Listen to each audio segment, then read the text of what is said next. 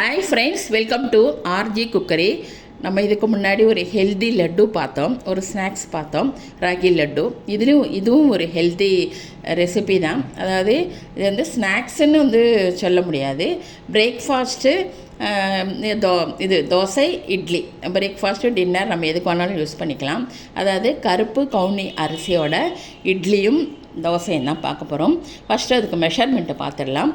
நம்ம ஒரு cup 2 cup கருப்பு கவுனி அரிசி, நம்ம எந்த கப்பில் கருப்பு கவுனி எடுக்கிறோமோ அதே கப்பில் தான் எல்லாம் நம்ம மெஷர்மெண்ட் பண்ணணும். 2 கப்பு கருப்பு கவுனி அரிசி, அதே கப்பில் 2 கப்பு இட்லி ரைஸ் இருக்குது இல்லையா, இட்லி ரைஸு 2மா நல்லா களைஞ்சிட்டு நம்ம ஊற வைக்கணும். ஒரு 4 5 மணி நேரம் நம்ம ஊற வச்சுக்கலாம்.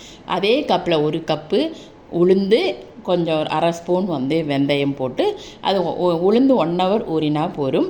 ஃபஸ்ட்டு அரிசி அரைச்சிட்டு, அரிசி மாவு நமக்கு தயாராகிடுது.